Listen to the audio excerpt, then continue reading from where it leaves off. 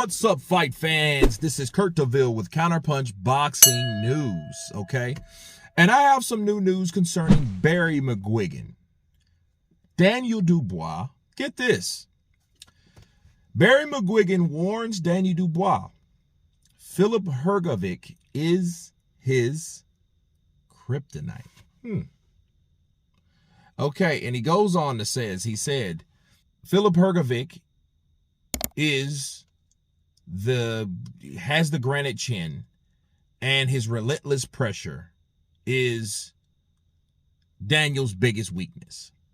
He's a real problem. He walks you down, throws volume, simply because he can't take a great shot. Dubois' power is undeniable, but can he handle Hrgovic's pressure for 12 rounds? And let me counterpunch. That's an interesting take. That's why I wanted to make this video, because, you know, a casual mind would say, hey, well, Daniel already beat Filip Hrgovic. What are you talking about? Well, did he drop him? No. Did he stop him? Of course not. Did he knock him down even? No. He didn't get any of those. He didn't. What happened, we know and we've seen and we've witnessed, okay? Daniel Dubois hit or headbutt Filip Hrgovic.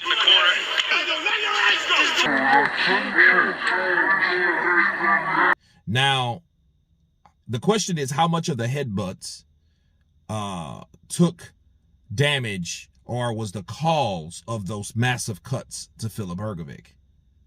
That's what you ask yourself. But nonetheless, Filip Hrgovic has thin skin. You may have a granite chin all day long, but if you have thin skin, that is equally as dangerous, because those referees that's the third person in the ring, he's not going to sit there and watch somebody constantly bleed, especially when he feels that the blood is coming into the eye, affecting the eyesight, because that's dangerous. And he's going to alert the doctor, and the doctor is going to get involved. And when that happens, the doctor will stay on that ring, in that corner with that fighter, round after round after round, until that fight ends, you know, or when they stop it. So, you know, I don't think I think that's the biggest issue with Hrgovic. Now, is Barry Mcguigan true or right about the relentless pressure of Hrgovic?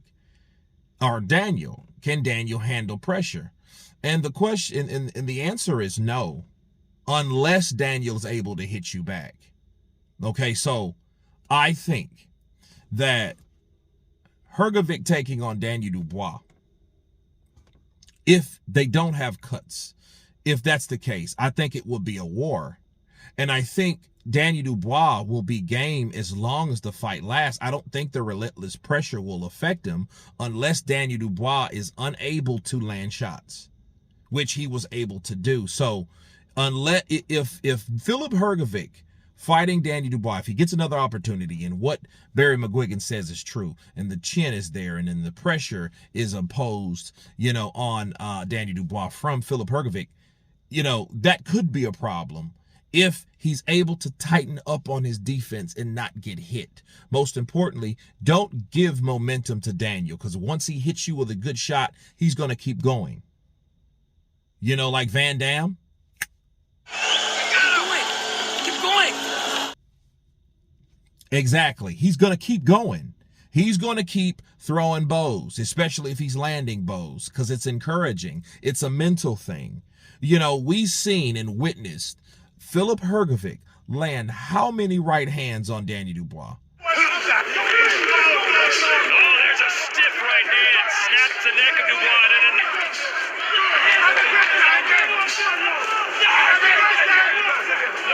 And Filip Hrgovic's not like a big puncher, but he's not like a pillow puncher either, right? He's not a pillow puncher. So this guy's what, 6'4", 6'5". You know, he's one of those supreme, modern, huge heavyweights of the day. So yeah, he has size on his at his advantage, and he was able to land on Daniel Dubois. Daniel Dubois didn't go anywhere. Why? Because Daniel Dubois was able to launch his own attack.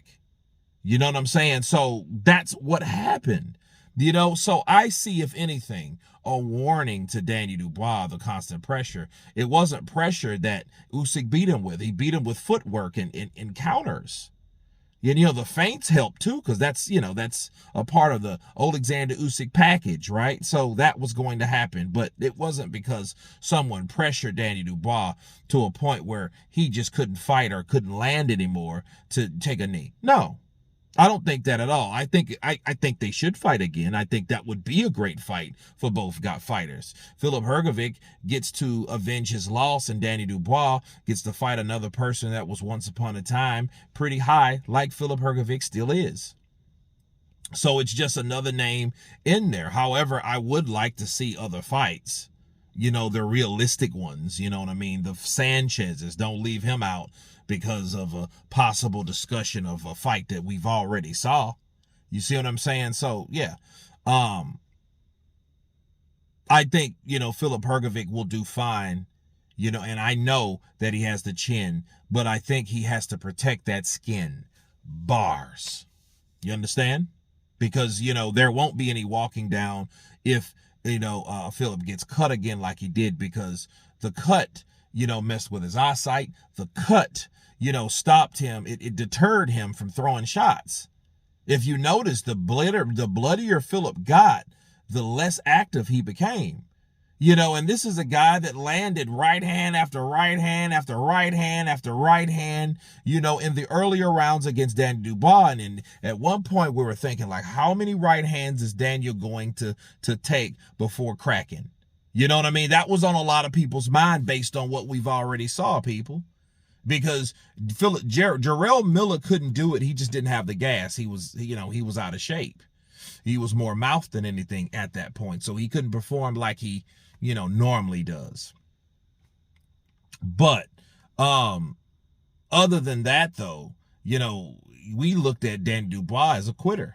He surprised us in Jarrell Miller fight, but you couldn't give him too many accolades because of the conditioning of Jarrell Miller.